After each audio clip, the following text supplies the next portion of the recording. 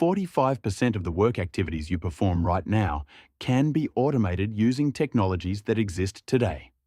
This isn't a maybe for 2040, it's the structural reality of the 2026 labour market. The entry-level ladder is being sawed off. I'm Alex. This is Beyond the Model, where we decode the AI revolution reshaping your world. Last week we mapped the global arms race, but today the battlefield is your career. You've heard the hype about upskilling, but most of that advice is already obsolete. By the end of this episode, you'll understand the cognitive squeeze and the 3 specific pivots you must make this year. For decades, we were told automation was a blue-collar problem. We watched robots weld cars in Detroit and sort packages in Amazon warehouses. We thought our degrees, our analytical minds, and our ability to craft emails were safe behind a cognitive moat. But the release of GPT-4 and the subsequent explosion of agentic AI in 2025 changed the physics of the workplace.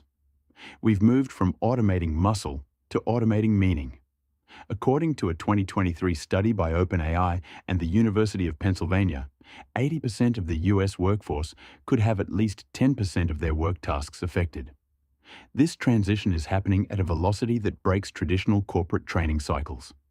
In the past, a new technology like the PC or the internet took a decade to saturate the workforce. Generative AI reached 100 million users in 2 months. We are currently in the deployment phase, where companies like Goldman Sachs and McKinsey are no longer just experimenting. They are restructuring.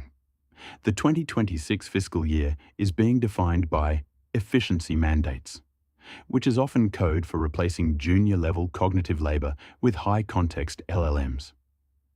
This isn't a wave you can wait out. It's a permanent rise in sea level.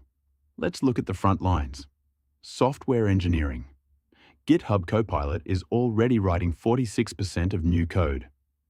Junior developers who once spent years learning syntax are finding that knowing how to code is no longer a high-value skill. But here's what nobody tells you. It's not about the syntax anymore. It's about system architecture. The AI can write the function, but it can't tell you if the function solves a problem that shouldn't exist in the first place. The value has shifted from the how to the why, leaving thousands of mid-tier coders in a state of professional vertigo. The same pattern is rippling through the legal and financial sectors. In 2024, specialized models began outperforming first-year associates at document review and contract analysis. Roles that were once the boot camp of the elite professions are being evaporated.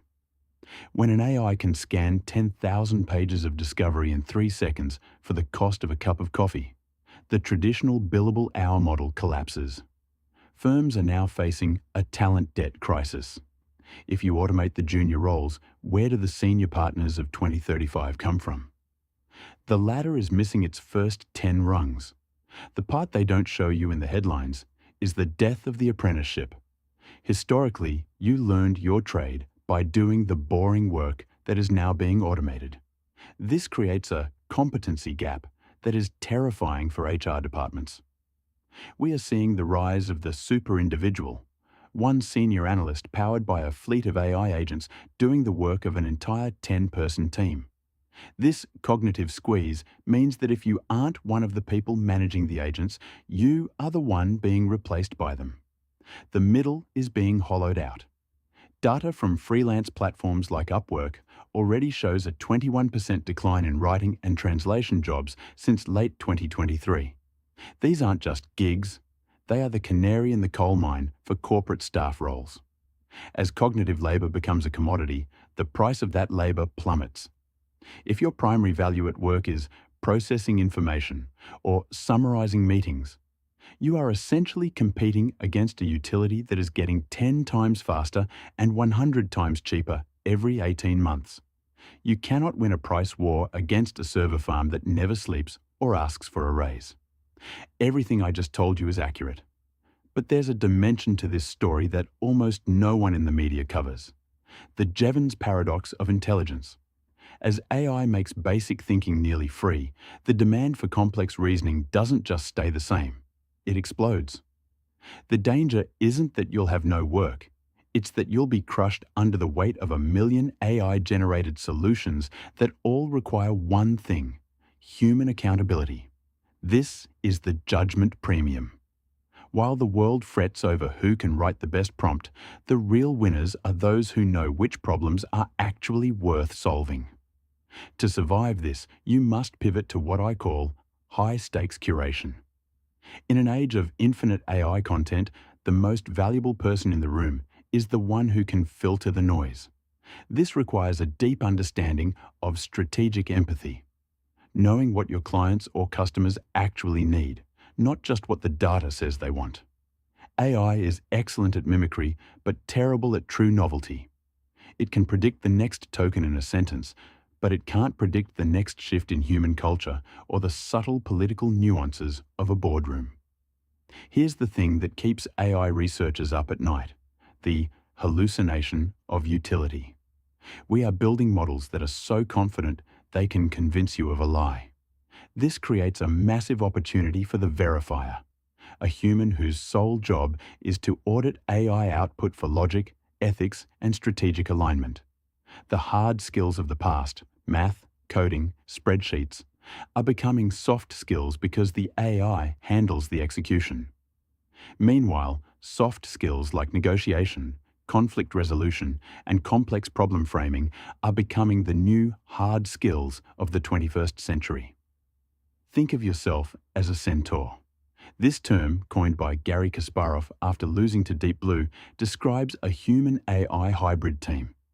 A human and an AI working together can beat the best AI and the best human working alone.